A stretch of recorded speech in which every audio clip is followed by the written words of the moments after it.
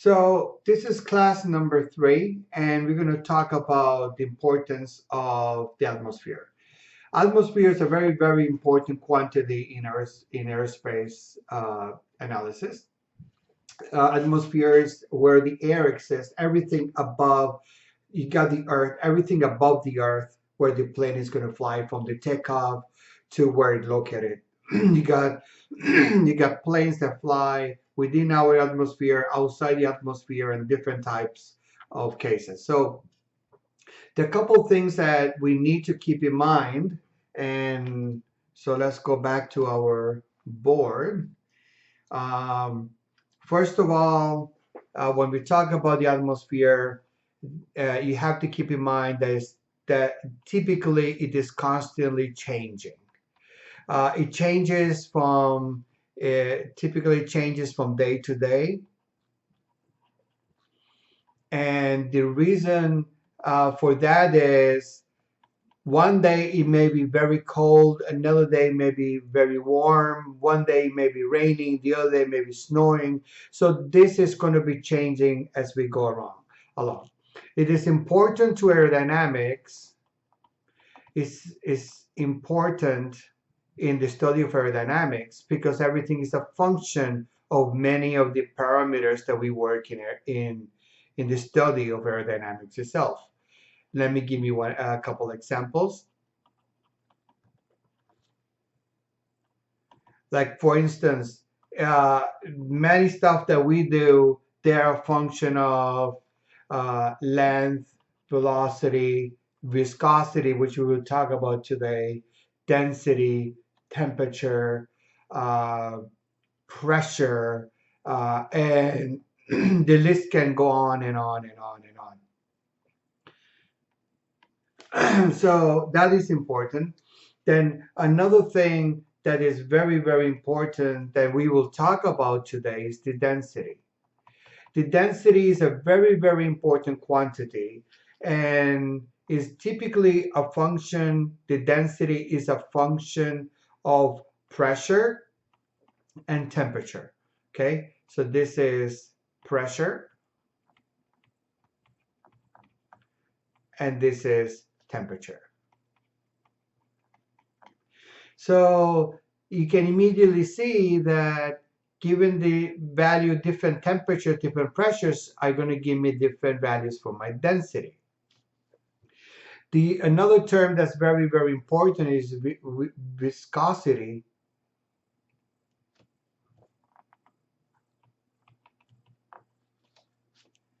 And viscosity is a function typically only of temperature. So there are many equations that we can probably use to study this that can help us to better understand these aspects over here. So, so if I'm going to define, first of all, viscosity, you know that typically, so when I have viscosity,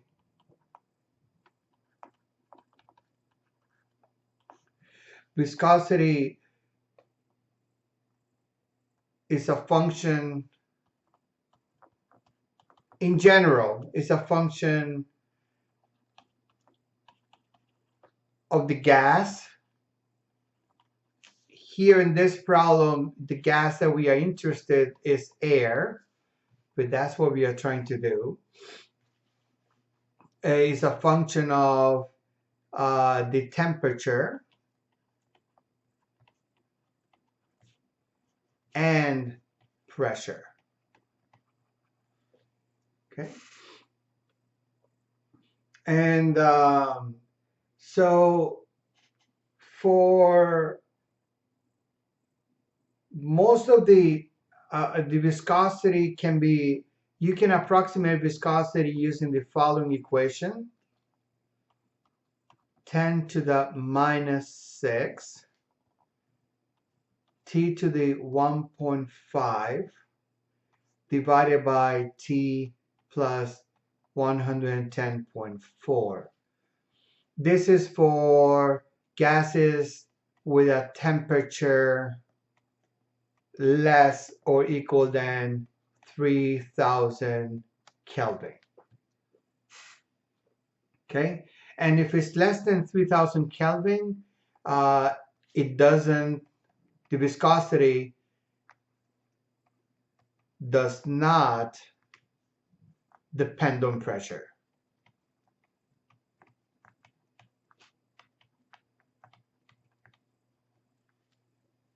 Okay, so for that range, this is perfectly valid.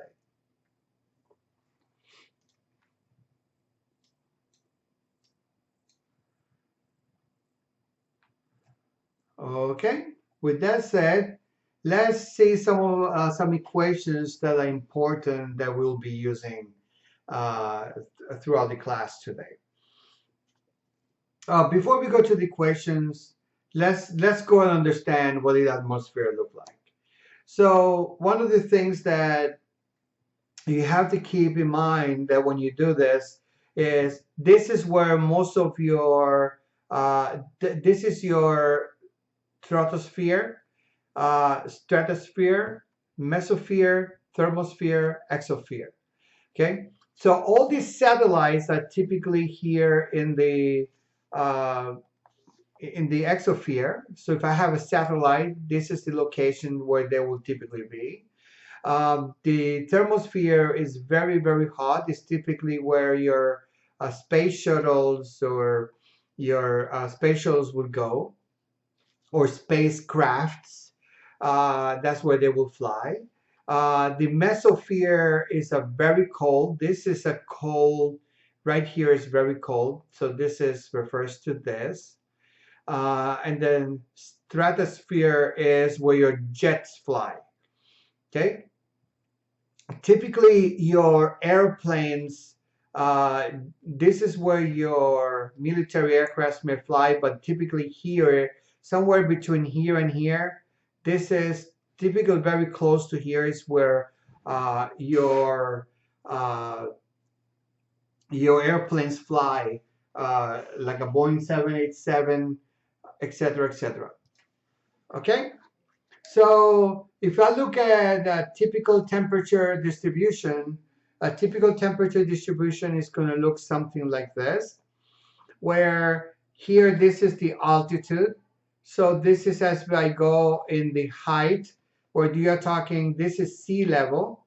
At 0, this is sea level. Okay, and this is where your jets fly, typical jet streams. This is where the jet streams are, and in this particular equation, sorry, in this particular table, what we can do is we can take this and we can zoom this section right here that becomes very, very, very, very important. Um, and this section right here, I'm going to zoom that out. This is in Celsius, okay?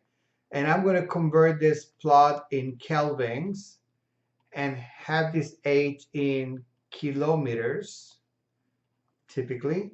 And usually, typically somewhere here at 11 kilometers and 25.1 kilometers, you have a complete straight line. This value is close to 220 Kelvin. And then you have a straight line that comes down here, and that point right there is 288 Kelvin. And then you will have this slope. These slopes are kind of the same, they're inverted. So typically, if I want to fly, this is a very hot spot where you may want to fly.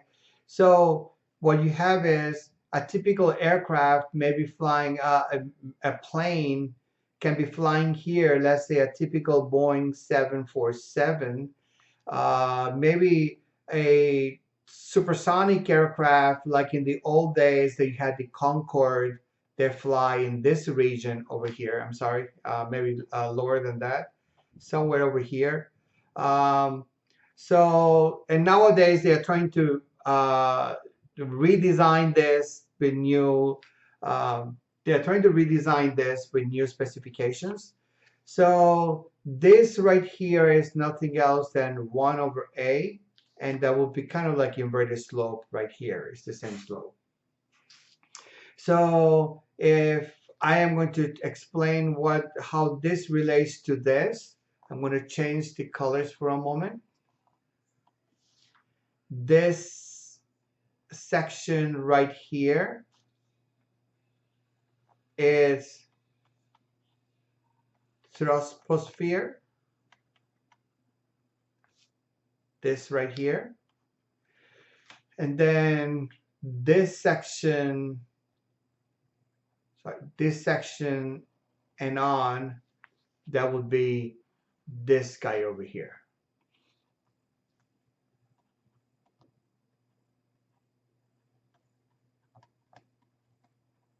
Okay.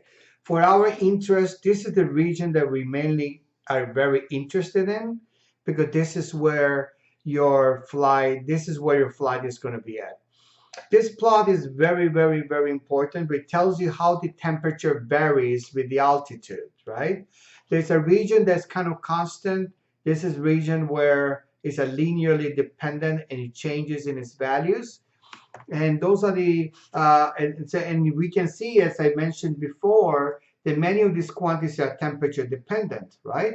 So if this is changing, you can see that your density is going to change because your temperature changes.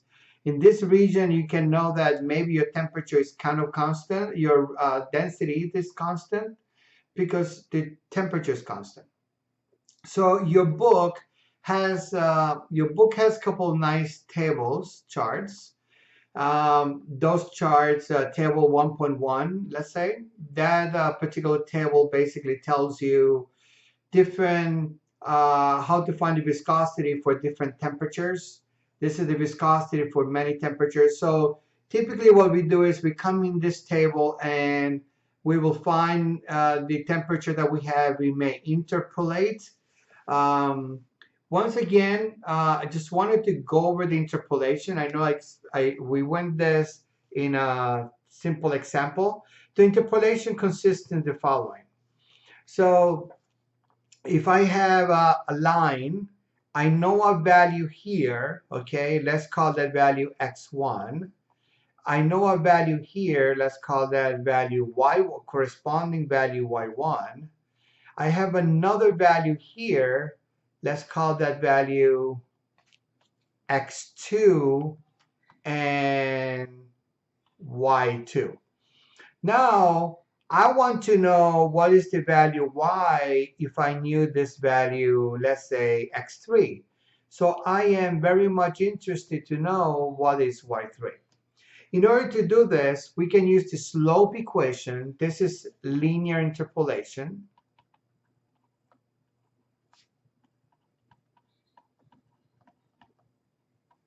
Linear interpolation. We use this very, very, very much here in, when we use these tables.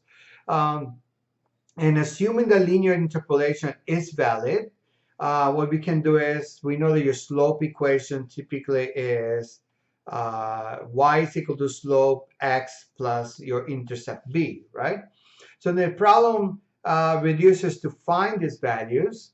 So the first value, your m is nothing else than x2 minus x1 divided by y2 minus, oops, sorry, got this the other way around. Again, y2,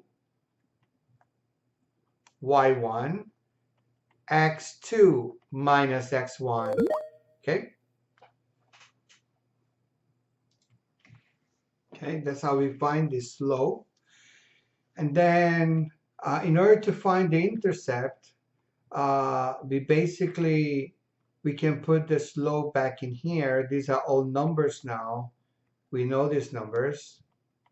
And we can use any value that we want. Let's say I use x1. I can put x1 there, and then plus b, and I can solve b. So b in this sense would be y minus y2 minus y1, x2 minus x1 times x1. So now that I have my b, I have my m, I have an equation for that, right? So if I have the equation, now I can find the unknown value I want.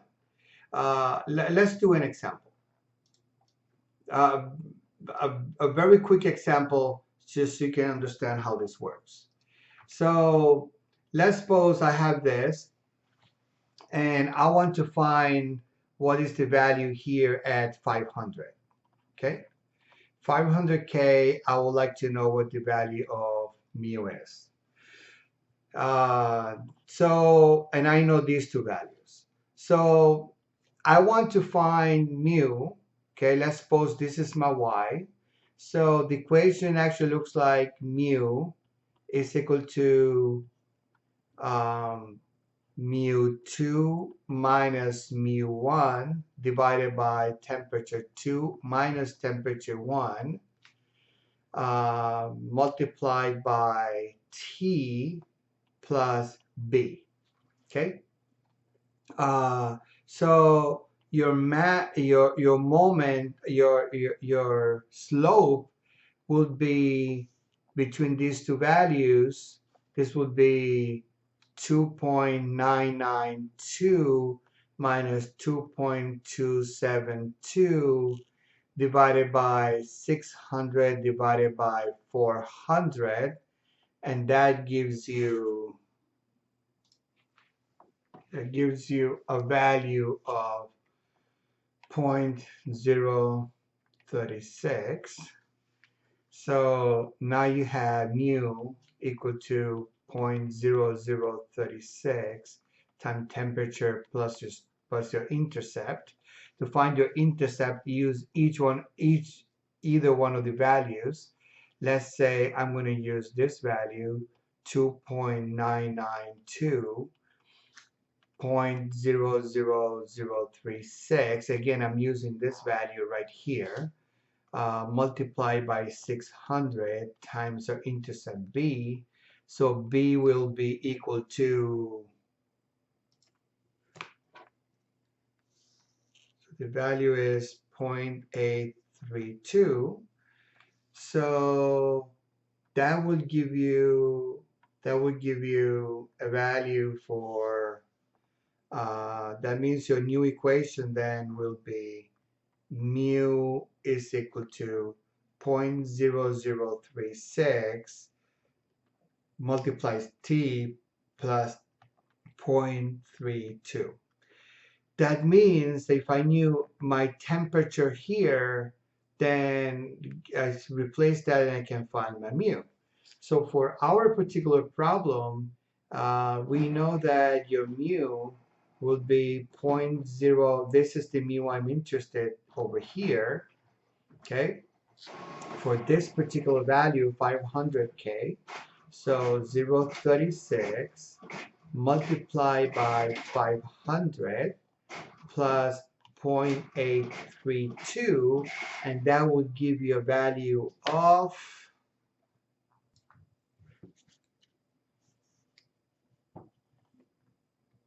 2.632. And don't forget, all these values are multiplied. These are all these were multiplied 10 to the 5. So this value is 10 to the minus 5 kilograms meters second. Okay, so this is minus 5, cannot be plus 5. It doesn't make sense. Okay, so that's how we do linear interpolation. Just a quick review in case you have never seen that.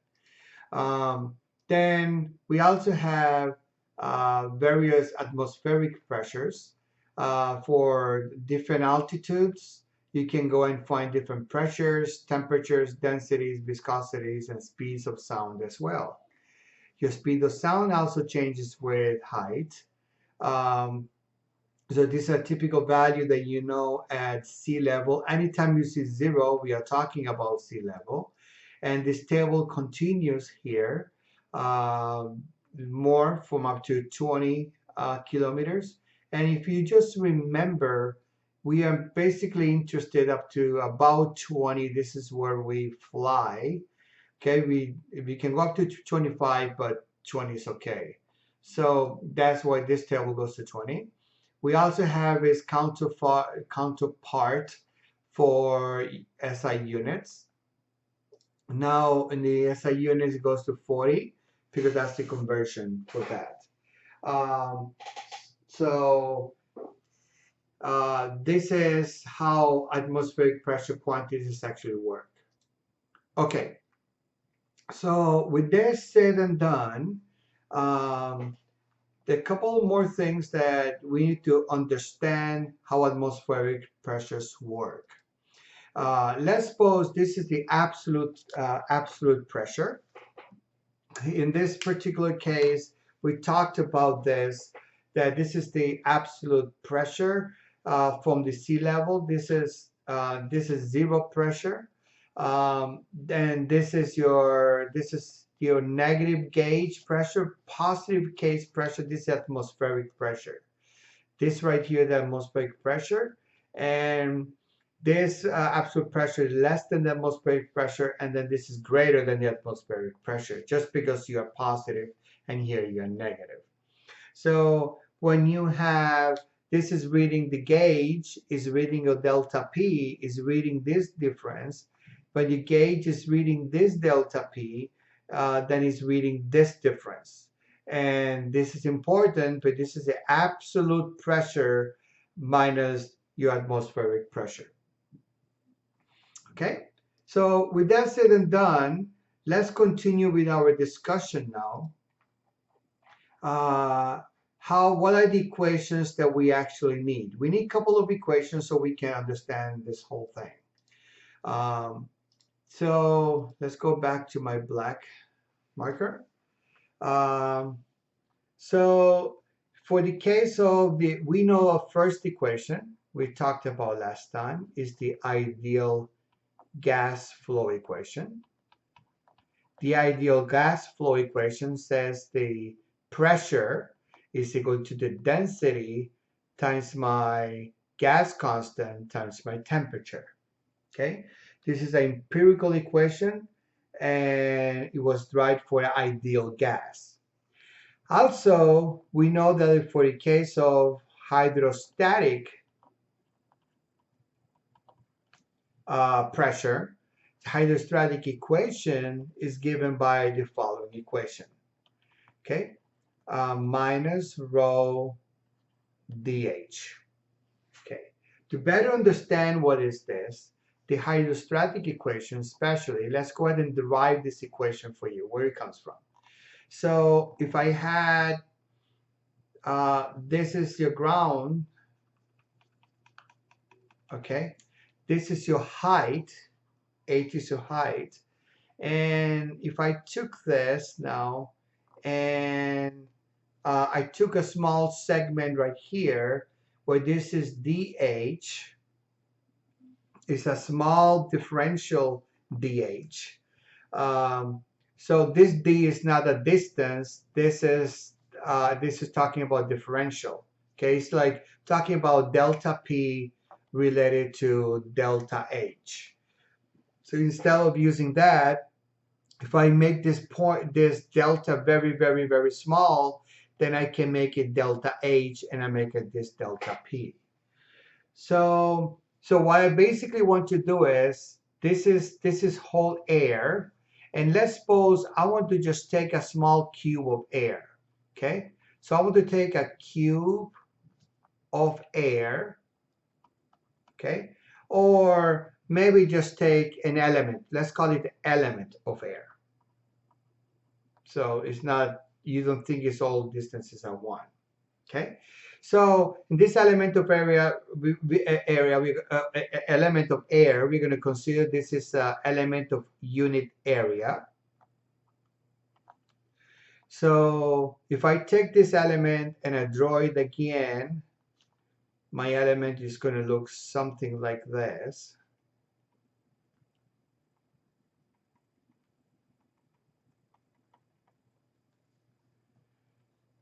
So I have pressure at the bottom, P, and then I have a delta delta H, the difference. And what you can immediately see that I'm going to have the same pressure plus some differential pressure that's acting on there. Okay.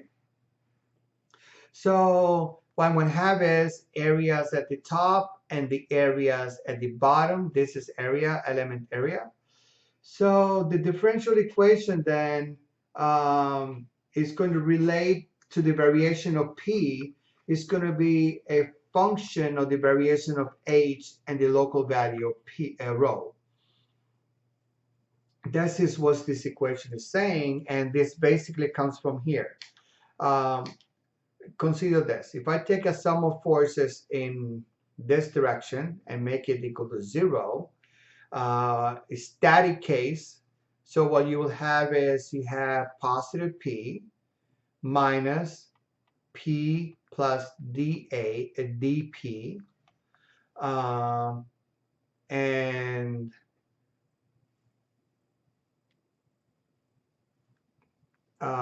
this is minus rho g dH, okay, equal to 0, because this is also gravity acting on this, but this has a mass. Remember, this element also has a mass, and because it has a mass, it's going to have some weight, and we are doing weight per unit area. Okay, so this differential equation, then your P and P cancel out, and you can show that your dP is equal to minus rho g dH. So this is the equation that we are going to use, and this equation actually tells you any change in this is going to depend on the change of height, which also depends on change in my value rho. Okay, so that particular equation, if you realize, let me write it down again for completion. This is nothing else than a differential equation. This is a differential equation, and this differential equation relates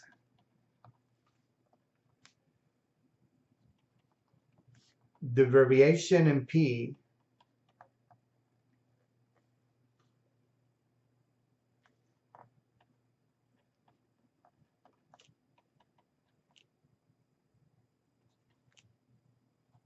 as a function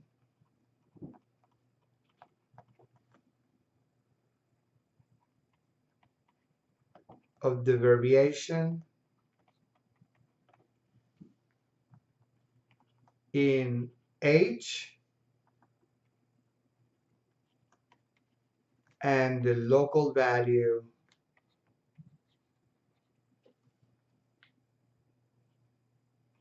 of rho. Okay, we are going to assume that your gravitational constant remains the same. Okay, it's a constant. So for small deltas in H, your G doesn't change that much. Okay. So the properties now, if I'm interested in, let's keep moving on. We also know that from your ideal gases, we know that P is equal to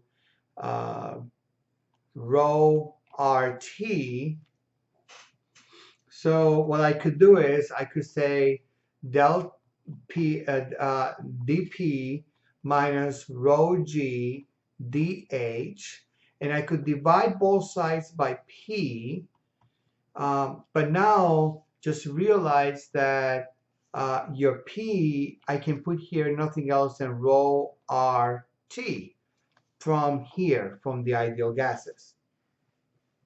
Okay, so by doing that, then your equation now becomes dp rho is going to, and rho cancel out, so end up with g over RT times dH. Okay, so this equation has different ways of solving it. First of all, you have to know this equation becomes very easy to solve in this region over here.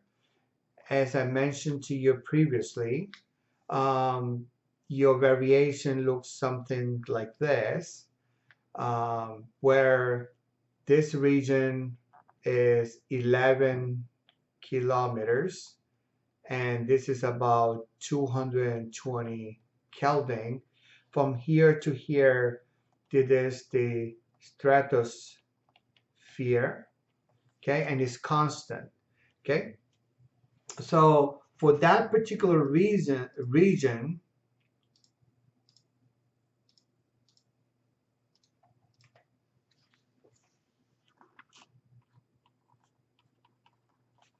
in the stratosphere,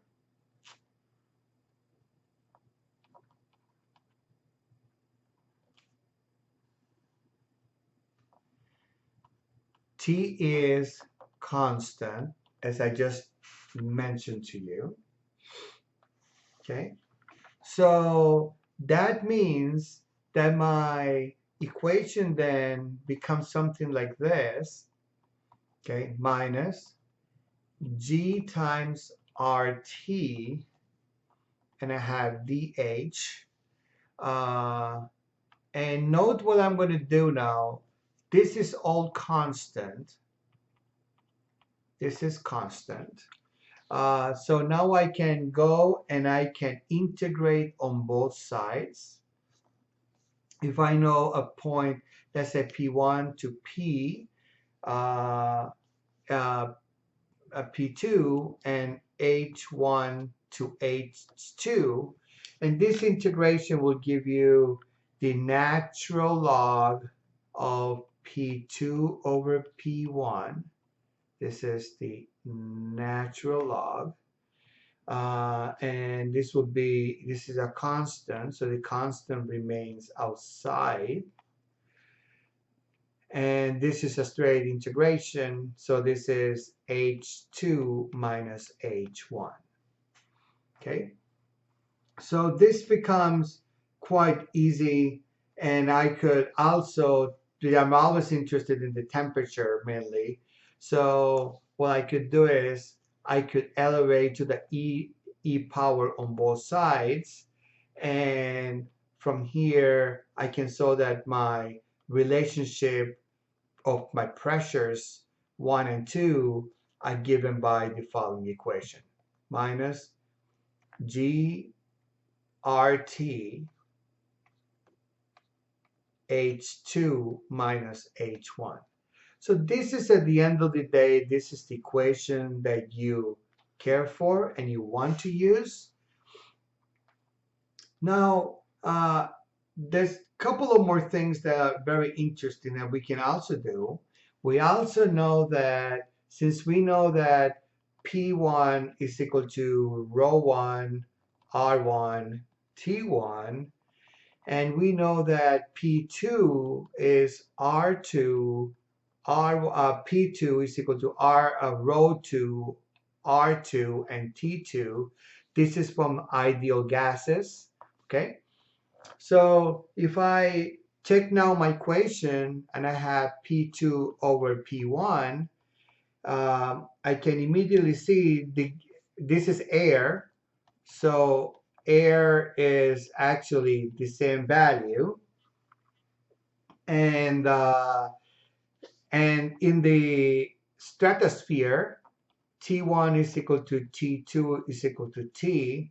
This is because we are working in the stratosphere region. So then my whole equation becomes R. I can write this down. Rho 1, R1, rho 2, R2, T2 divided by rho 1, R1, T1. Okay, I'm taking these values and plugging them inside here. And I already showed you that this was actually equal to this, E minus G over RT H2 minus H1. So these are constants, so these go away. So basically what we are saying is in the stratosphere, only in the stratosphere, what we're going to have is P2, P1 is going to equal to rho 2, rho 1, and this is going to equal to E minus G over RT times H2 minus H1. So what this is basically saying is, if I knew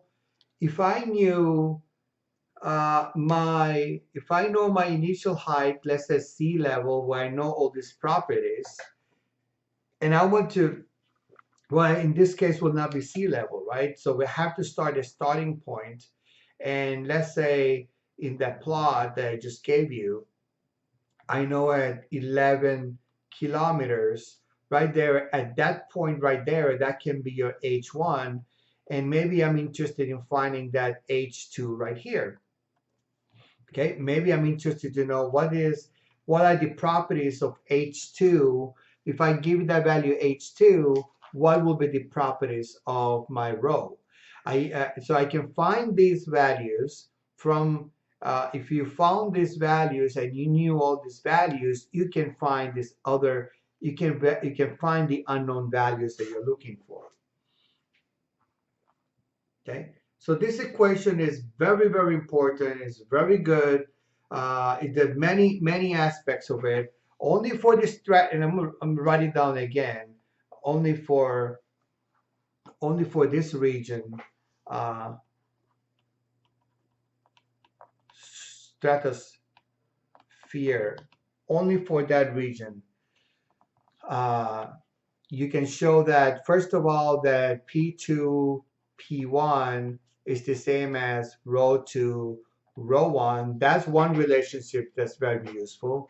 The second relationship that will be very useful is knowing that P1 E, the exponent of G over RT, the H2 minus H1. You could also say rho 2 is equal to rho 1 E to the minus G over RT H2 minus H1.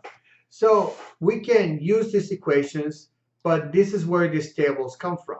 Okay, all those tables, the information I gave you actually comes from these tables, and this is what you can possibly use. You can probably what you can use. Now let's move on to the more complicated region. What happens when we have a gradient layer? In the gradient layer case, that's the case of the stratosphere.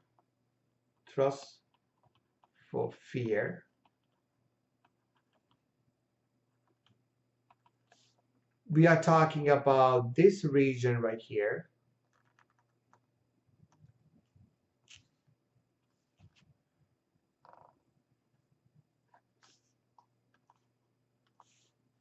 We are talking about this region right here. Okay. Now, for this particular region, now things get a little bit more complicated because my temperature is not constant. Actually, what I know is that my temperature is equal to T1 plus A temperature T2. times h2 minus h1. Okay, this is the slope of this line. This is the slope of this line over here, and that slope is nothing else than A is defined as delta T divided by delta H, and this is called the temperature lapse rate. Temperature lapse rate. Okay, and so we know this, and from here I can solve for delta H.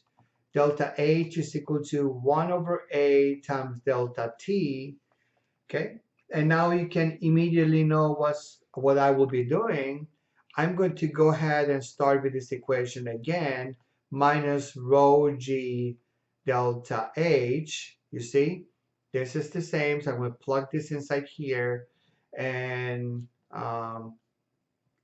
there also another variation. I just gave you this earlier. If I divide both sides by P, okay, minus G RT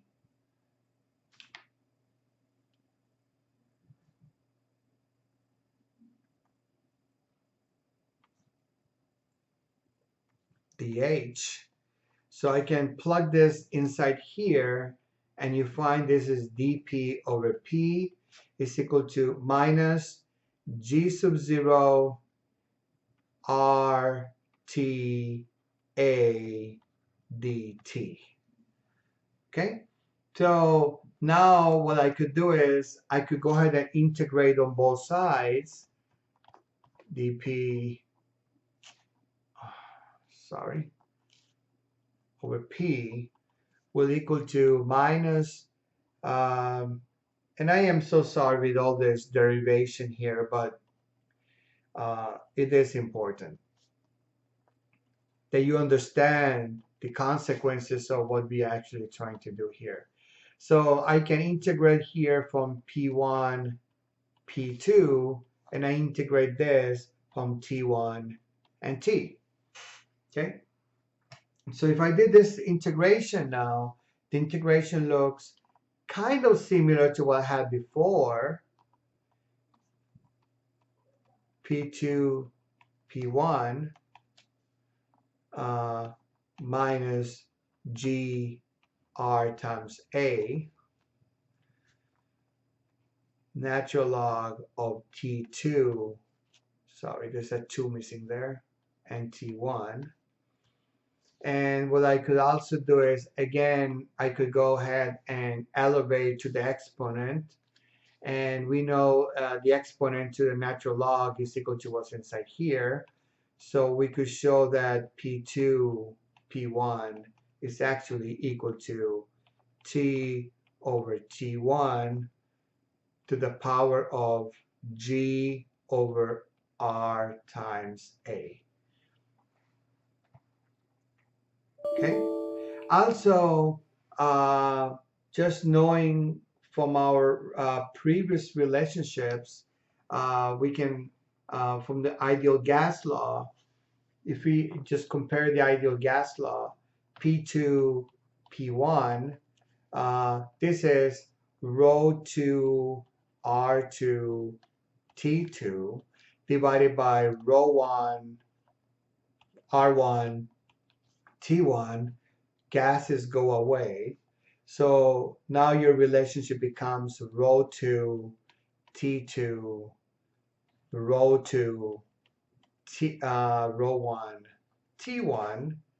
Okay, so I could also say if I wanted the relationship of rho 2 and rho 1, then I can basically divide this P2 divided by P1, all of this divided by T2 divided by T1.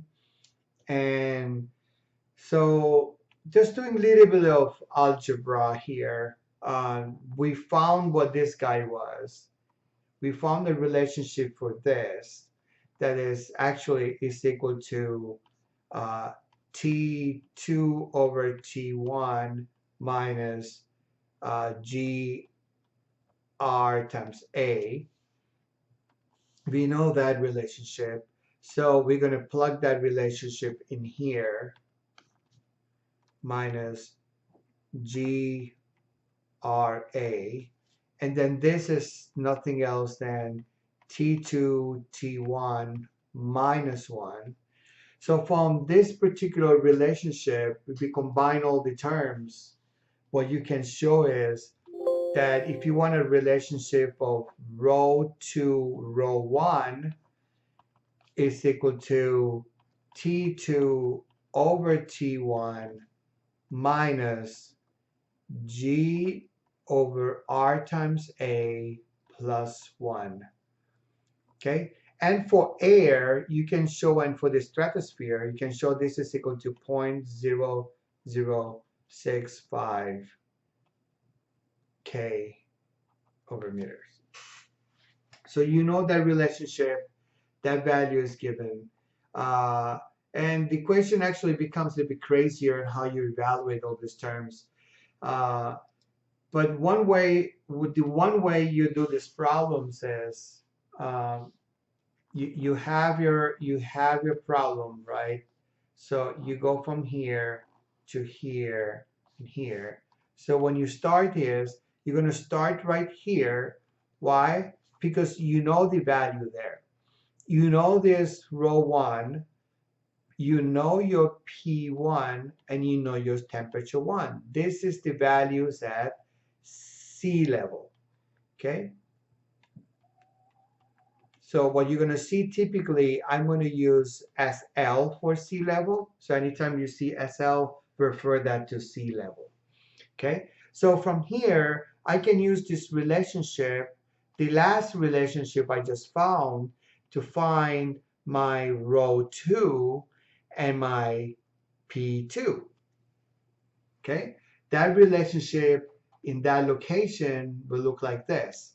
To find rho 2, you can just say rho 1 multiply T2 over T1 minus G over RA plus 1.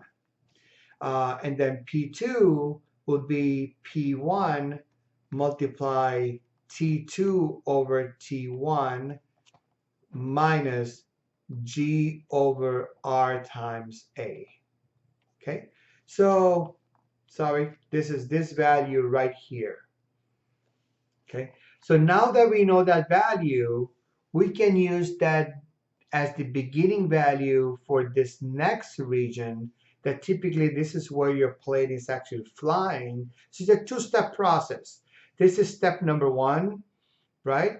Where you go here to here, and then this is the location of your plane.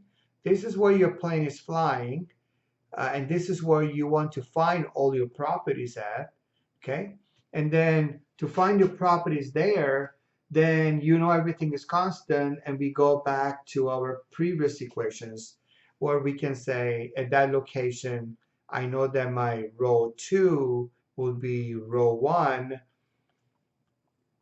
multiply e to the G over RT multiply H2 minus H1.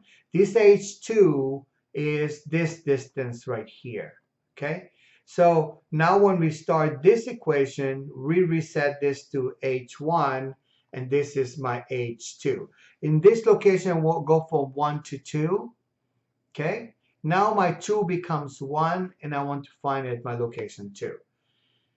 And then if I want to find my pressure at 2, then it's the same equation, very similar equation, if you would, multiply H2 minus H1. Again, this is the delta that we talk about for these equations right here.